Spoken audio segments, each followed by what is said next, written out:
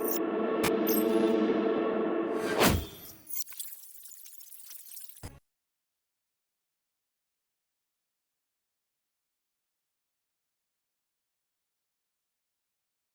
everybody, welcome back.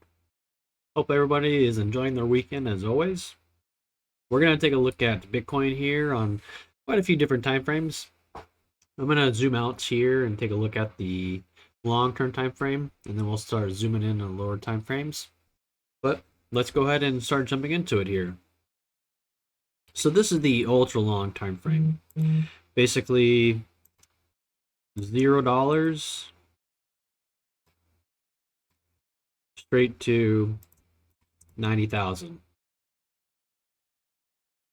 There has been two ways we've been looking at the structure of Bitcoin's history. The first way, which may be invalidated, was we were looking at the top here at 67,000 as the cycle 1.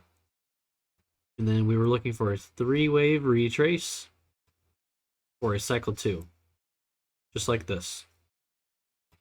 However, this may have expanded too much and too impulsive-like for this to be a B flats, which we've discussed in the previous videos. So we can no longer have this perspective moving forward. The perspective here that we are adopting now is a potential 1 2 1 2 1 2 1 2, which is fairly bullish. Looking at the structure, we would only be right here. This would be pretty much one of the last 1 2s that we would see. We're looking for a retrace here for the 2, just like this. Then it's basically just blast off to finish off the 3 4s, 3 4s, 3 4s, 3 4s. So things are pretty bullish for us right now this time. There is a different perspective we could look at, where we could label this a 1 2 3 4 and a potential 5th coming in like this. Different ways you could look at this variation, but right now it's more of a speculation, because again, this is long term, ultimate long term, and we're looking at this on the weekly time frame.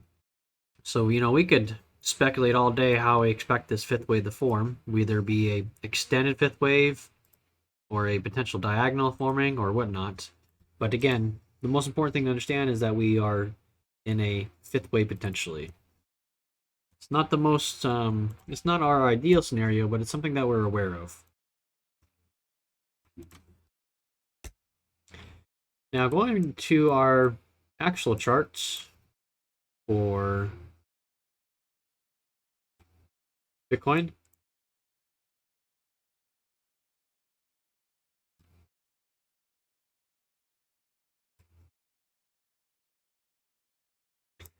Let's just take a look at the prior high to where we are right now.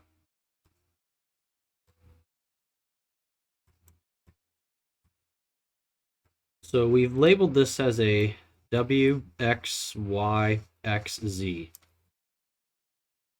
However, we may have to downgrade this to a primary wave 2 instead of cycle 2. This is the prior wave 1, and now we're looking at a new wave 1, right? Because we're looking at this as a 1, 2, 3, 4, and then that 5th wave is to end soon.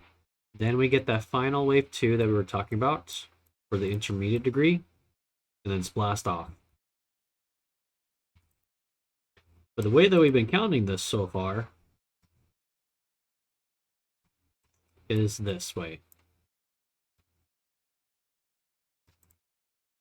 Here's the wave 1, 3-wave retrace for wave 2, impulse up for wave 3, expanded wave 4 flats, and now we're moving up impulsively for this wave 5. Again, afterwards we expect a wave 2 retrace. We would like it to have a shallow retrace if we're bullish, meaning we want to have it be somewhere in the 382 to 236, be contained in this price action, which is basically 75,000 to 55,000. But looking at the structure a little more closely, let's dive into the 4 hour.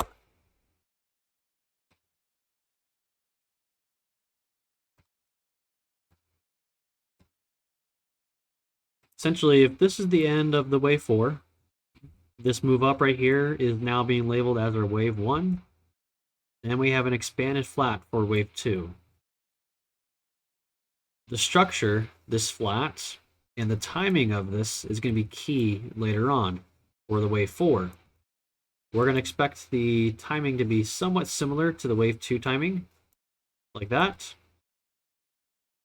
But also, since this was a expanded flat, due to alternation, we're going to expect this to be a zigzag, meaning we're going to expect this high to be maintained, have a clear 3-wave retrace, either be a simple zigzag, or it could be a double zigzag, then move up for that final 5th wave.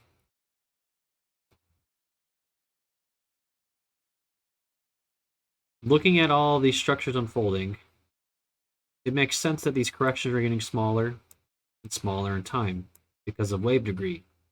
This is going to help us with the corrections that unfold for the wave 4s later on. So timing-wise, we have good timing of completions as a basis to go off of for the prior wave 2s. The most important thing here now to understand is where we expect the wave 3s to end, and then gauging the correctional timing of the wave 4s to kind of correlate them to the prior structures. But for a target for this wave 3, we're looking for a double extension target, which I have right here. After that, we'll look for the retrace for wave 4, and then we'll project the end of the wave 5. It's easier to project the wave 5 ending rather than project the overall wave 3 ending for higher degrees, because on a higher degree they can extend aggressively, and it's better to observe the structure on the lower time frame as a wave 5, like so, instead of looking for the wave 3 targets for the entire structure. So that's something I'm going to be looking for after we get this retrace here. And then overall, for this wave 5, it's already gone beyond the zone for a regular wave 5, which I'll show right now.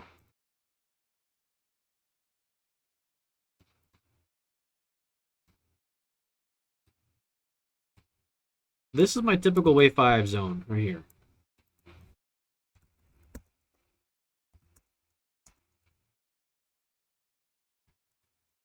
We've already pretty much about to exceed that. And we expect it to go beyond that because we still have a lot of 3-5s, 3-5s, and 5s to unfold. So we're pretty much already at the end of the regular wave 5 targets. So to me, that means we have to expect a higher push up here, which we will. We'll look for that double extension target right here. Either it's going to hit the first half of the double extension or the second half of the double extension. Those are the main targets right here. So it could hit right here, and it could hit right here, or it could expand up to right here or to right here.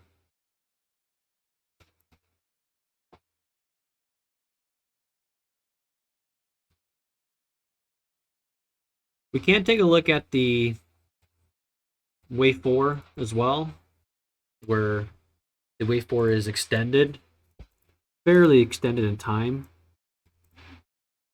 Has the same story though. The only difference about this one is that we expect 2 major highs to form before we get that correction, whereas with our other wave 4, we expect 3 more major highs to occur. That's really the only difference. is where we have the ending of the wave 4 and how many more highs we have to expect. But things are still falling in line with this as well. We're going to do the exact same thing as we were with our other counts. We're going to be using the timing completions for the prior wave 2 to help project the wave 4s.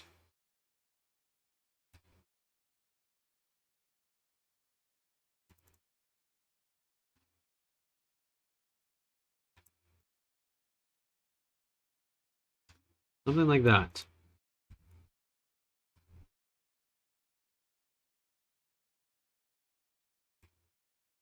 So at this point, it's really a question of how many more highs we have left. And again, if we get those 3 major highs, then we can basically just invalidate this count and keep our focus on the main count that we have been following, which has been the flats. This count right here. So as right now, I think that we're fleshing out this wave 4. So let's go ahead and look at the lower time frame for the wave 4 here.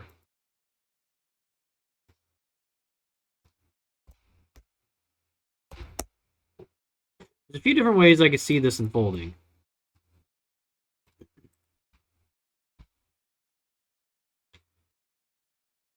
And we're trying to find a structure similar to this right here, because on a lower time frame, that's our wave 2. So on a lower time frame, we had a sharp double zigzag for wave 2. Alternation tells us that if wave 2 was a sharp zigzag, then wave 4 is likely to be a shallow flat or even a triangle to form here. So we would be looking for these structures as opposed to this structure for wave 4, which is what we're adopting here at this time.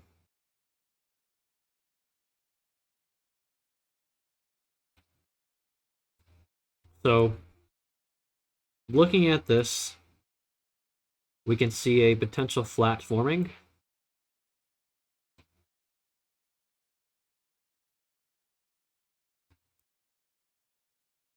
Meaning we want this high to be taken.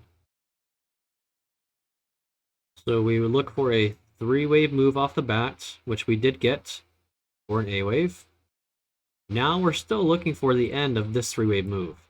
So we have 1, 2, 3. That's the idea there, is we're looking for a 3-wave move to take the high. But internally, the structure has been pretty complex. It's been fairly corrective. A lot of internal 3-wave retraces. Nothing very impulsive that's moving price significantly. And especially within this structure, it's just 3-wave moves back to back. Nonetheless, we still expect a move upwards. But internally counting this, I can see this as a clear 3-wave move for an ABC or W. Now we look for a corrective X wave. After this X wave is done, we're going to look for another 3 waves up for a Y wave.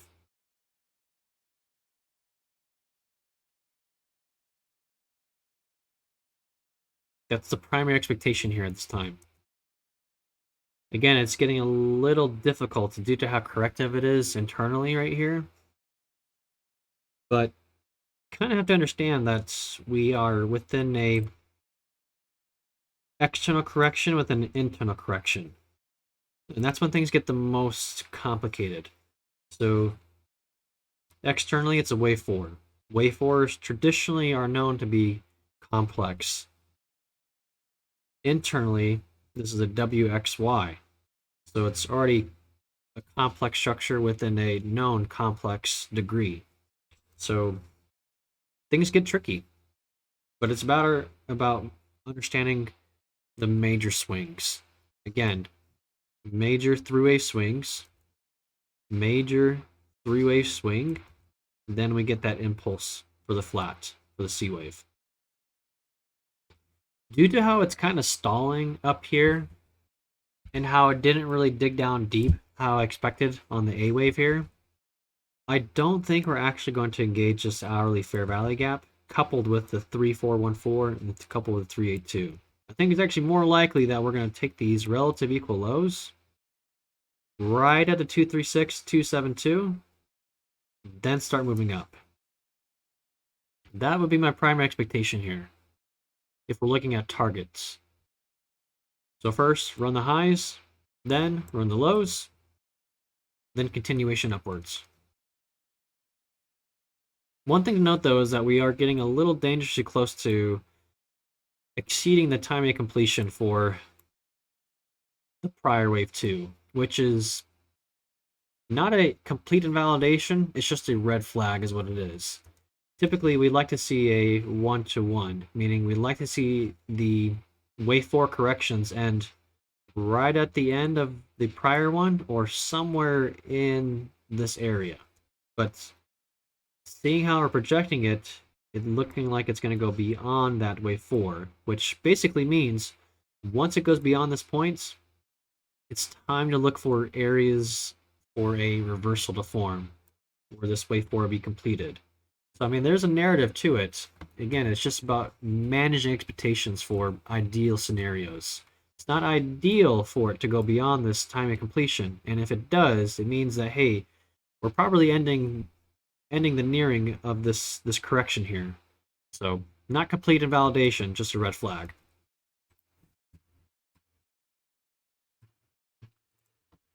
Alternatively, I could see this potentially as a triangle forming. It's just a difficult perspective to take a look at this. We have that three-wave move right at the bat, right? Now, it's really just letting the pieces fall into place. I'm not putting too much weight behind this triangle idea. It's very difficult projecting triangles very early on, and we are very, very early on because we're still only in the B wave. But again, the prior wave 2 was a sharp structure.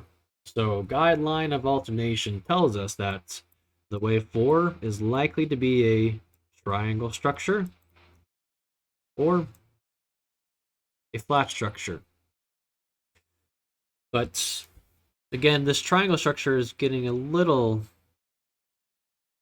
It could fall in line with the sense where, again, it's being very corrective here internally, and it could be difficult to count. It could be just ranging internally for a triangle, but it's just a little too early to project this.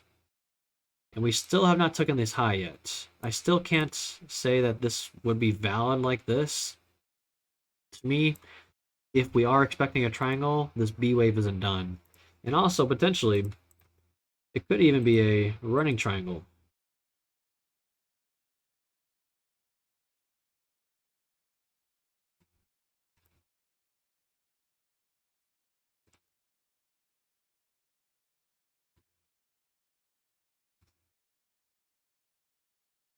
There's always potential for a running triangle to form, which is something that I'm being aware of. Again, this is more of just idea. I'm not putting too much weight behind the triangle idea. I'd really like to see this flat form out. If anything, that would be my primary consideration here moving forward. So first, we would wait for these highs to be taken. Then again, we wait for the lows to be taken. That's the primary consideration moving forward.